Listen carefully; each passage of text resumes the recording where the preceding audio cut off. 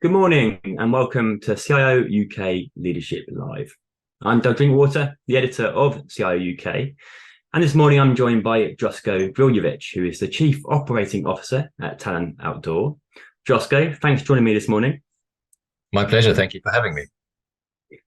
So today we're going to discuss about a few things. We're going to look at your potentially unconventional routes into senior technology roles. We're going to look at your most recent CTO position and that T really having two different meanings.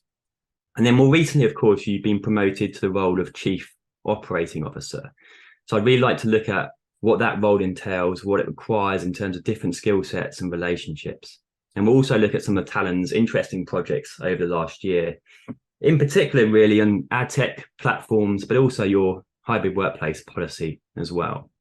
And then finally, as with other Leadership Live sessions, I always ask our guests a couple of slightly unconventional or off-the-wall questions to find out a bit more about the individual. So if time allows, we'll get to that at the end, Josko. Brilliant. But I guess, first of all, give us a bit of background to Talon and the broader out-of-home market, because Talon is an out-of-home media specialist. And I think when people think of out-of-home, they probably think of the big kind of signs they've seen in airports or perhaps in shopping malls. But that market, at least to my mind, has changed quite significantly over the last 5 to 10 years in terms of how much information you can find out and offer your customers as well. So this gives a bit of insight into Talon, but also that kind of shape-shifting market as well. Sure. Talon is a out-of-home specialist agency. What that means is we predominantly specialize in the broadcast media, which is out of home. Out of home by name means it's outdoors. It's a brilliant broadcast medium. It's one of those that are very difficult to switch off. It's offline. Has progressively been moving from what has been a paper base, so big posters, and moving into digital. So we are getting plugged in. And it's essentially the world's oldest advertising medium. I think back a couple of thousand years ago, you would have seen sheep 100 yards left or whatever the case may be. Yeah. So we've persisted. There's a lot of value. Like I said, you can't really switch it off. It's a great medium to be in. It's highly creatively driven. The better the creative, the more people look at it, the more recall they have. It's great for branding, great for awareness, great for penetration, and it complements social media really, really well. Where we fit into the market is we got started about 10 years ago. We specialize in the medium, so we know how to get the most out of it. We know how to deliver best for the advertisers. It is relatively complex. It has a huge array of environments, of sizes, of formats, and they all do different things. So where we come in is we become the specialist around how to deploy that ad budget in the best way possible to deliver the maximum return on the investment, to drive what the advertiser wants, which is either brand awareness or getting their product sold or driving people into stores. Yeah, I do want to come on a bit later to some of how the media buying habits have changed and how digital has really facilitated that, if you like. But before we get to that, Josko, I mean, talk me through your journey to becoming where you are today, because I believe that up until quite recently, the last 5 years, you'd never worked in the out-of-home industry before, and I believe by trade that you're a marine biologist, so you've got no formal, I believe at least, you've had no formal IT qualifications. So how on earth did you end up here, I guess is the question there. Yeah, long and sordid story. So I did marine biology, loved it. But realized very quickly that most of my time was actually being spent in an Access database, writing queries and doing stats. I figured there's got to be something better that I can do on the back of that. So very quickly went into doing more data analytics and into IT. And then just, I guess by chance, by coincidence, started getting more into the IT role, started doing bigger and better things, had a knack for doing architecture, building stuff, analyzing things, coming up with solutions, sticking them together. And then moved I started in South Africa, then moved to Australia, did a few roles there, moved to the UK, worked with Microsoft, did a bit of strategic consulting, which was great, gives you opportunity and visibility into lots of areas. The one thing that I haven't done is I haven't stayed in one vertical. So I've done retail, I've done e-commerce, I've done banking, I've done consulting, and more recently into out of home. What I do like is private equity steer. It's fast paced. It's very directive. You need to get in, get out, make an effect very quickly. And I like that sort of challenge. There has to be a challenge for it. Out of home was an interesting one for me because I got into it for a number of reasons. First of all, it was an offline medium looking to go online. So I needed to get digitized. A lot of the advertising, call them screens, were actually paper-based billboards, and they're being transitioned into digital screens, which allows you to plug into it, and therefore you got an internet connection, becomes online. So there's a massive shift of taking something which was offline legacy and trying to bring it online and make it plugged into the internet ecosystem. Very difficult to do from a tech perspective, maybe less so difficult, but what you're trying to also do is change the culture of an organization, change the culture of an entire industry. And that's where it gets really difficult. So you got to apply, how on earth do I take people with me? How do I get people to understand what the long-term vision is?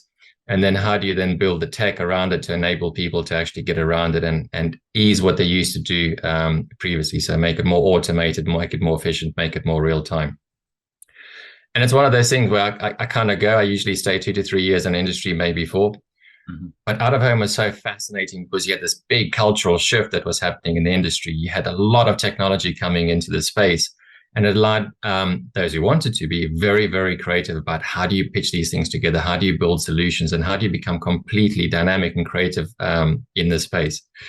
So I've been at Talent for 5 years. I've been in the industry for probably about 6.5, and looking to take this even further because there are just so many fascinating challenges that are waiting to be tackled. Yeah, that's super interesting. I mean, I'll come on to the different roles you've had at Talent in a moment, but that cultural shift I think is super interesting. How have you been able to kind of bring people with you on that journey? Because I can almost imagine, if I look at my industry of journalism and advertising, it's similar fields. There is that can be a legacy view of, oh, it's always been done this way, and actually getting people to change their minds to new ways of working can be really hard. Look, I'm a technologist at heart. Tech, in the grand scheme of things, is so easy. When you look at it, you understand what you need to build, and if you understand what it needs to be built and you can build it very effectively, it's great. Whether people want to use it is a different story. Yes. So in the whole, and like you've said, the T in my previous role was transformation and technology, and you kind of had to combine those two because tech had to lead the transformation, but it also had to be part of the transformation. And you very quickly realize that, to be successful in shifting the change or doing transformation, you have to do 3 things. One, you have to be able to have an effective strategy that makes sense, have the ability to execute that strategy, because having something on paper without the ability to execute is totally and utterly pointless, right? And then you have to figure out what the culture is and how to change it if you need to change it. That is the hard bit. Because unless you take people with you, unless you give them the vision around why they need to do it and what it is in for them, it just doesn't work. And you can have the best tech in the world, it'll just sit in the shop, and that's what happened. So the key thing is, does the strategy make sense for people? Do they buy into it? Can they see a benefit in for them?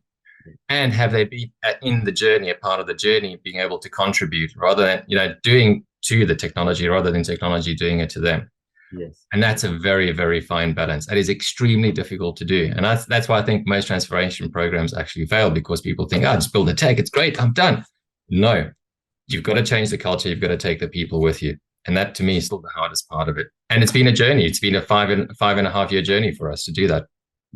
Yeah, there's 2 words almost scream out to me from that, Josko, which is kind of storytelling and kind of opportunities, I guess, in terms of giving people the opportunities, as I say, rather than the kind of build it and they will come model, but actually giving people the opportunity to advance their careers or advance what the organization is trying to do, really. Yeah. And look, when we started in the journey, we had nobody in the organization that understood tech. I was employee number 1, if you look at it. And what we managed to build is we built an internal team, both on data analytics and insights and in engineering. And this is the first organization I've ever worked in where the majority of our team has been women. And the brilliance of that is that we have such a varying perspective on how things should be done. It's not just a single mindset, and we have the diversity in thought, and that diversity of thought just allows us to be very different in how we approach things, how we deal with people, how we talk to people, and how we do that storytelling back into the organization. Absolutely. And then actually later on, I do want to, when we think about diversity of thought, I do want to look at later what you've done in a hybrid workplace, but also professional development to try and build that team at Talent. But I know you've recently been promoted to Chief Operating Officer, and we'll come on to that very shortly. But first of all, you mentioned your previous role was Chief Transformation Officer, and I believe you say that the T really, as you just said there, had two meanings: technology and transformation. Just talk us through a bit about that and what that meant for you on a day-to-day basis, what you were delivering. Great question. So at the very beginning, had to build the capability from scratch. Mm-hmm. So we literally had to go and say, okay, all right, if this is going to be a part of the business, we're a very good service business, we're a very good agency, but the strategy, and back to the point of you've got to have an effective strategy. Where does that strategy take you? A big part of that strategy is the ability for us to be a great service agency, but then have an ad tech stack that would complement both for our value and the ability to actually diversify ourselves from the competition. So it's how do I build a strategy that's effective? How does the business and the board buy into that? How do we fund it? What does it look like in 3 to 5 years' time? What's the capability we need to have internally to execute it? So it's how do we, address the capacity and the capability issues that may not be there? How do we bring that into the business? How do we fund it? Mm-hmm. How do we get the people to buy into that long-term strategy? And then how do we iteratively build this? Because the other part, which often goes wrong, is, you can go away and build something for 2 years, you give it to people and they go, what is this? I don't know what it is. So it's about how do you then build that iteratively? How do you get people to come onto the journey with you? And how do you give them the opportunity to feed into what this thing should be? So that was a tech part. The capability and the transformation piece was then, it's very difficult for somebody, if you say to somebody, what do you need? And they go, well, I just need a better Excel, or I need a bigger Excel. Okay, well, if you take a step back away from that and you don't look at it over the next 3 months, can you picture what this would look like in 3 years' time? Can you picture what this would be in 5 years' time? And can you picture yourself being there in 5 years' time and what your contribution is? So we've had to do things in basically lots of different parallel streams. It's the tech, the people, the development, the assessment of the capability, the building of the capability, and that constant checking of where's the market going. Remember, I said there's a lot of shift that's happening in out of home. Mm-hmm. So you're constantly assessing where's the market going, what's the strategy, do we need to evaluate our strategy, do we need to come back and constantly reassess the trajectory that we're on. Yeah. And that's been a 5.5 year journey for us. Mm-hmm. And obviously the most recent part of that journey, Josko, was your recent promotion to becoming Chief Operating Officer. Yeah. Well, first of all, what's the motivation there? I guess some of that you almost build a trust by what you've achieved previously. But what was the motivation for you personally in moving into that position? And I'll come on in a minute in terms of what that means for you on a day-to-day basis and the kind of skill sets, because I do think it's clearly a different role. But what's the motivation? What's the driver for you? Oh, that's a great question. So having been in tech, you kind of almost on the other side of the business. You're always driving upwards into the business to provide a solution. The COO role is call it a business role that is now pulling in the tech, right? Mm-hmm. By sitting in the COO, you kind of have a better visibility of what the business corporate strategy is, where we need to be in 3 to 5 years' time, understanding where we need to be, the capability we need to build, and then driving those requirements into tech and then pulling those back into the business. So you've almost got a conduit or a catalyst now between the actual business and tech, which has usually got that big fence between it. Yeah. And because I did the tech role in the transformation role and now in the business role, you become the one and the same. Yeah. Mm-hmm. And because I love data and I love analytics and understand tech, and I get the business part of it, you kind of bring it back together and you can very quickly assess, is the strategy okay? Do we have the right team? Where's the market moving? What do we need to do in tech? How quickly can we pivot? Can we build the product? Is there an opportunity to create a new widget? How does it contribute to the bottom line? Mm-hmm. And I guess that was the justification for creating the COO role to begin with. And secondly, we're just growing so quickly. We got massive ambitions. Yeah. And because tech is such a big part of that ambition and that value equation, then you just need somebody that kind of puts it all together, mm-hmm. becomes the conduit, the catalyst, and then drives that forward across the markets that we operate in. Yeah. And what's it meant for you in terms of, I guess there's some adaptations, isn't there? I mean, in terms of how you interact in the business, the kind of relationships you have, but also the skill sets that you have. And I'll give you two anecdotes, and you can see how you fit into this equation here. But Yeah. so, for example, someone that did a very similar journey recently said, well, I almost went too far the other way. I was quite keen to let the person taking over my CIO role. I wanted them to have the autonomy to own that. So I kind of almost left tech completely alone, almost to my own detriment, because that's why I built up my skill set and my what I was passionate about. But then on the other side of that, having just interviewed a different role entirely, Andy Callows, the interim CEO at Northamptonshire Hospitals, he said, actually, by going into that role, I found new areas of intellectual stimulation that I never thought possible. So where would you stay on this recent move for yourself? Are you seeing those new opportunities to grow? Are you having to, how does it all work for you? Where do you see it in terms of where you've been, but where you're going? So I used to sit when I was in tech, I used to go and sit and evaluate every single pixel, every single journey flow, and used to take a huge amount of time. Yeah. We've promoted our engineering director into a CTO role, and he's brilliant. He's much better at the role than I could ever be. And it's a conscious effort. I need to let him do his job because he's better at it than me. Mm-hmm. And I simply don't have the time to do that. So it's the ability to step back, look at it from a higher perspective, still understand what happens, and then delegate and allow people to go and pick up those roles. So whether that be the transformation role, the technology role, or everything that I did before. For me, it's probably a hybrid. There's a lot of stuff that I still need to learn in the COO role. So for me, it's a great learning opportunity. Mm-hmm. The bigger learning opportunity is learning to let go some of the old stuff that was my comfort zone before, that I used to be good at, and challenging myself to do the really gnarly stuff on the business side of things, which is potentially not in my comfort zone. Mm-hmm. The salesy element of it, the management, the leadership, all of that sort of stuff. Mm-hmm. And then try and make sure I don't drift back into that comfort zone of tech. Yeah. The ones and zeros. Yeah, 100%. In terms of that getting out of your comfort zone, give us some examples of where you're kind of having to develop. And I guess you had to go in there with some more almost transparency that you're obviously still learning the role. You're not long in the role. So where do you kind of see those areas, and what are you trying to do to improve your knowledge, improve your learning? Yeah, again, great question. So there's a lot of things. There's a lot on the leadership. So how do you build an effective team of people and resources around you that, becomes your trusted cohort, that one you can bounce ideas off, and then you learn to trust their opinions and then offer as many opinions as possible. So build that capability in the leadership team to do that. And then the second thing is putting yourself into areas that I've never done before. So getting into pitches, doing sales, completely different environments, getting dropped into the deep end at the moment's notice, and go, well, what do you think about programmatic in this market, and how does that relate to audiences, and where do you think this is going? It's like, okay, great. How do we do this now? So it's that constantly get dropped into the deep zone, learn, what do you get back from, reflect, how would I do it differently? Right, look for the next one. So it's always building that capability at the top end, but also then learning to allow or relinquish some of those activities I used to do in tech and transformation, and let other people do that and help them develop to be really good at their job. Maybe it might even be better than me. Maybe they don't need me to be there.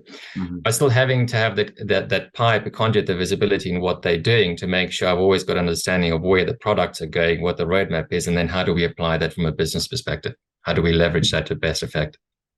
Yeah, absolutely. Would you say it's changing your relationships kind of top down and bottom up within the organization? I guess, having been the chief transformation officer, now the chief operating officer, already in some people's minds, there could be a view of what those two roles and how they're different. But is it changing the way you operate within the organization?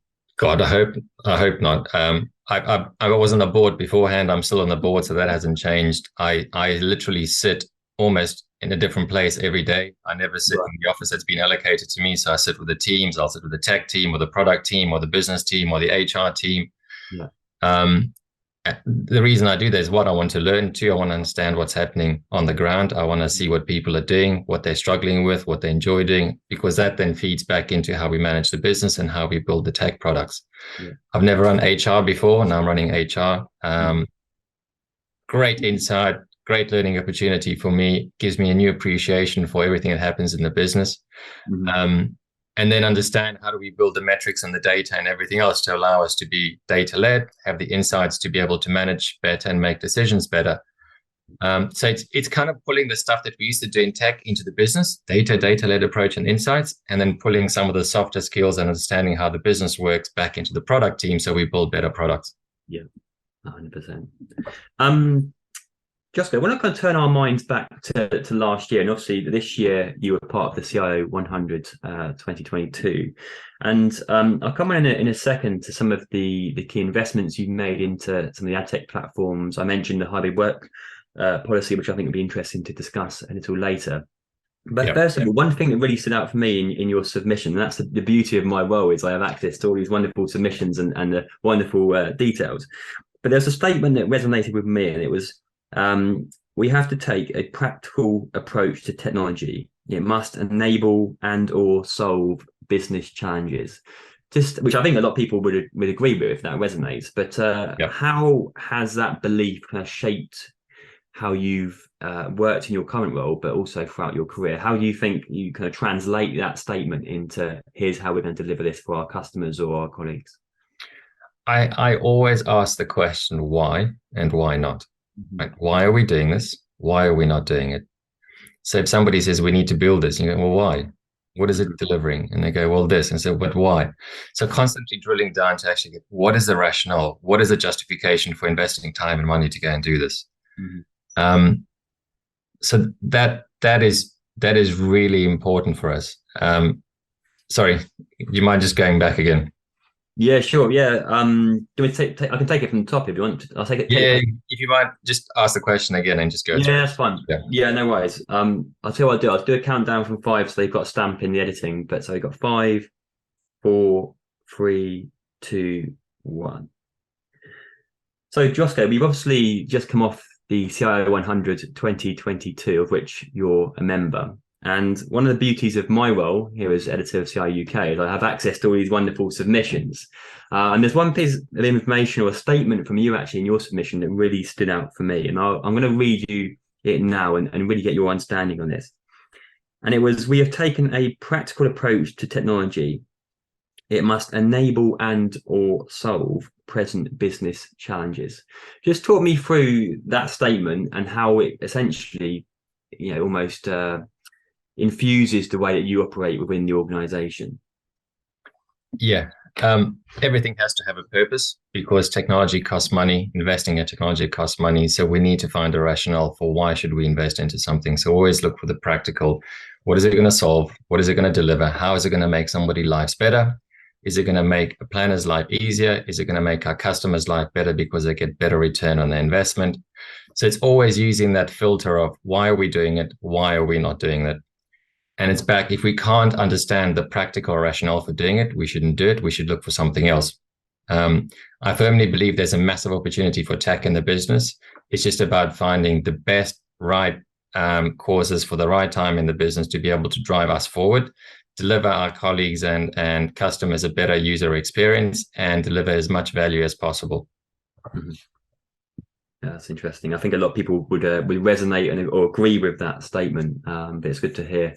Essentially, I guess how you challenge the business on what they require and how you collaborate as well. But again, also looking back to the previous year, I think one thing that stood out for me from the CIO 100 submission was the fact that you've invested obviously very heavily in the kind of ad tech platforms. I think you've got 3, isn't it? Plato, Ado, and Atlas that you've invested in heavily over the last year. Just I think I mentioned right at the start of this that we're obviously seeing advertising becoming more programmatic, more automated, more digitally driven. What have those pre-investments done for you as an organization, but perhaps most importantly, what's it done for your customers? Brilliant question. We started our journey very simply. So we built our first platform, Plato, which is basically a planning system. We had lots of disparate Excel spreadsheets and maps and all sorts of stuff, and said, why don't we just bring that into a single pane of glass? So people have the information at their fingertips so they can plan effectively, use a data-led approach, and then do things very quickly. So essentially, we built the pipes and the infrastructure in Plato. Mm-hmm. Then we quickly realized that data is imperative for the future of advertising because you're not trying to buy a panel or a screen. What you're essentially trying to do is you're trying to reach a customer or an audience.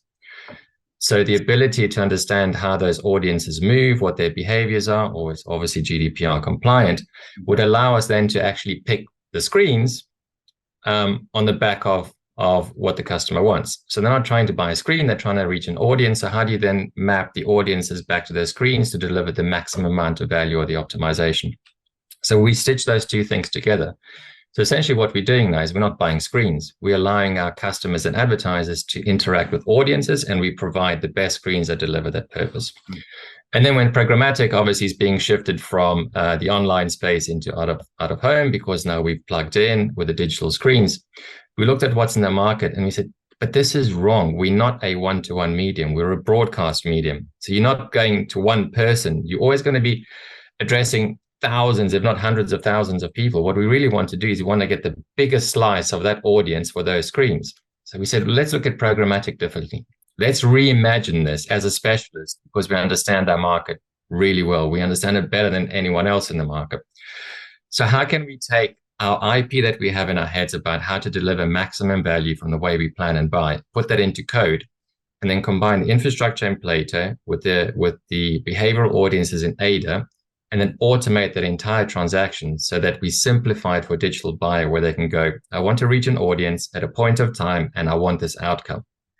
And then we obfuscate all the complexity behind the text and never have to worry about it. And then we deliver the outcome.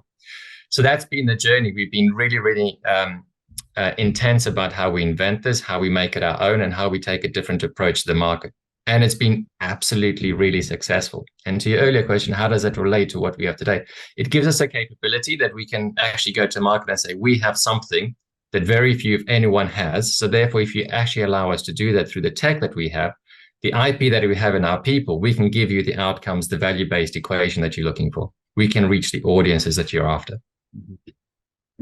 Yeah, absolutely. And also, I think one thing I did see was that obviously by investing in this area, we obviously through the COVID pandemic, where a lot of out-of-home specialists may have struggled, as an organisation, that's had a good impact on the kind of bottom line as well. Yeah, where most people actually doubled down and cut cost and took cost out of the business in COVID, we actually doubled down and actually invested even more. So we launched Atlas literally slap bang in the middle of COVID. And we started producing data-led insights back into the market. We weren't making any money of it, but we were saying, look, people are no longer traveling on the tube. They haven't disappeared, but this is where they've gone to, right? So they've shifted into the neighborhoods. This is their patterns. This is where the movement patterns are happening through London. And then we published a whole bunch of dashboards for advertisers to say, look, they're starting to move back, but they're on the roadside. They're not. So if you're looking to target and get your brand awareness out, we can tell you where to go, which markets to go, and which environments would probably be best suited to doing that. And we did that both for the UK and the US, which was great for us because it allowed us to look at things very differently to what we did previously. Yes, yeah, absolutely. I guess on the counter side of that, as you invest in data and analytics, and I know you built out your team as well. I believe you had 3 contractors initially, yeah. And now it's a team of 60 across 3 continents. I mean, obviously with that growth, I'm sure comes a lot of opportunity, but a lot of challenges too. What did you kind of see on the back of that as you grow your capability? What have you had to what have you had to battle with? What have you had to fix moving forward? Well, first of all, we work through many, many time zones, San Diego in the States, all the way to Australia. So managing across multiple time zones is a challenge as always. Good engineering, hardcore engineering resources are difficult to find, retain, motivate. So we're always looking to keep them fresh. So what we do with our teams is we circle them through all the product sets. So somebody that's interested in data would work in data for 6 months, then they go into hardcore engineering, then they do API gateways. So although we take people from product to product, we don't necessarily lose them from the team. So retention has been a very big one. And then internally, how do we build the internal capability without driving cost up? And then how do we take the people who've never actually interacted with tech, the planners, the people who on the day-to-day service side of the business, how do we get them engaged? How do we show them there's an opportunity to move into technology? How do we help them develop?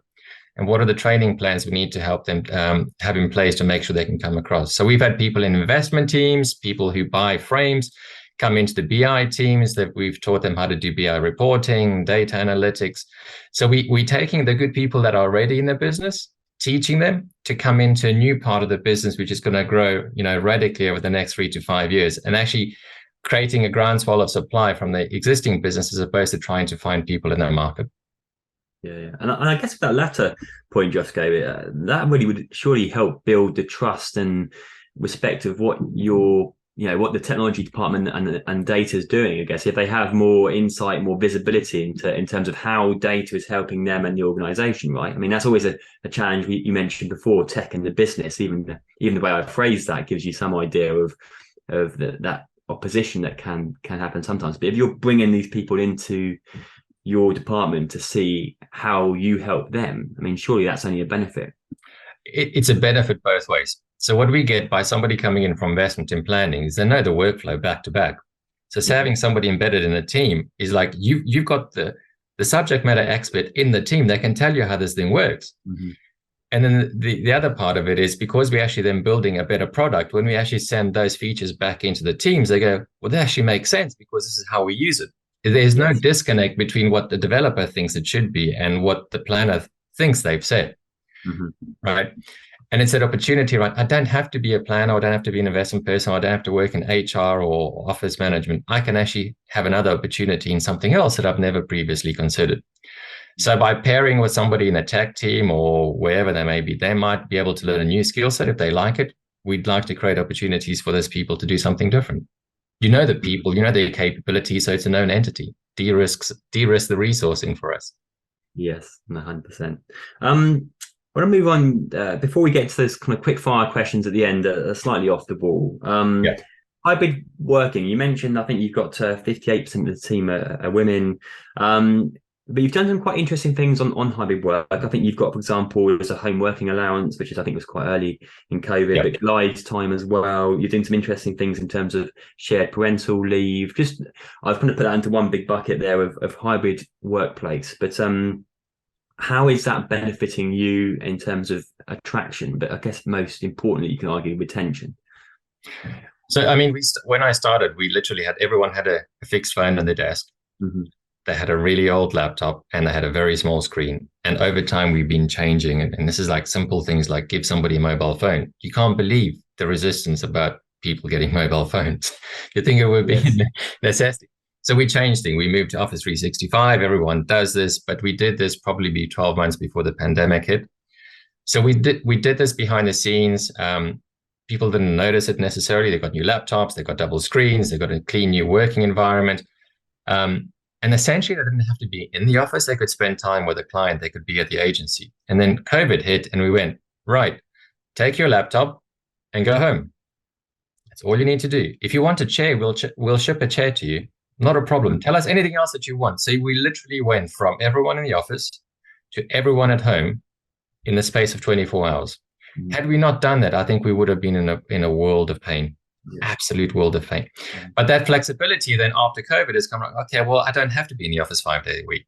Mm-hmm. We have a team in India, we have a team we had a team in Uruguay, and we had a team in the States. We're all over the place. You don't necessarily have to be in the same place to do this and collaborate. You've got great technology, use that technology to collaborate. So the key has been, what's the right mix for the right roles? Do we have the technology in place to allow people to do the collaboration? And is it leading to better user satisfaction, client retention, people retention? And it is, because people have flexibility. They've got a laptop, they've got the technology, they feel supported, and they don't have to be in the UK to work. They don't have to be in the office 24/7, 5 days a week. And we've got really good feedback from our organization as a whole. It's working for us, and we'll constantly shift it. So we'll see what next year looks like. We might shift that again. But the capability and the baseline foundations to allow us to do this going forward are there. We just need to build on it and tweak it. Yeah, but you'd say it's helping in terms of, in particular, when we look at the lack of women in technology, it seems to be that's working for you folk in terms of absolutely, 100%. Yeah, no, brilliant. Okay, Josko, we're out of time, but the last couple of questions, which I ask all guests at the Leadership Live here in the UK. Yeah. So question one, and these are quick fire, so keep them short and sweet. Dream job growing up? Fisherman. Okay, nice. You've never had that before. No, okay. I've now got to ask a bit more context. Well, I grew up on the sea. I love the sea. I spent all of my time fishing. So I thought, well, if I like fishing, it'd be a good job to be a fisherman. Yeah. Not the Okay. easiest job in the world. Yeah. Brilliant. Okay, and then a slightly deeper question, perhaps. But what would you say is your biggest achievement? And this can be personal or professional. Great question. I have an 18-year-old that I've raised in I think is a pretty sensible way. She's got a good head on her shoulders. And she is now at university studying medicine. So if anything, if I look at everything I've done, that is my one and best, proudest achievement to date. Fantastic. Josko, fantastic to speak to you today. Thank you so much for joining us on Leadership Live. And it's been great to find out more about your role at Talent and the work you're doing. So thank you once again. Thank you, Doug. Really appreciate the opportunity. Well, Josko, that's the end of CIO UK Leadership Live. So really appreciate your time in joining me today. Thank you for having me, Doug. Really appreciate it. Fantastic. And thanks to you viewers for tuning in. We'll see you very shortly for the next one. But until then, thanks and goodbye.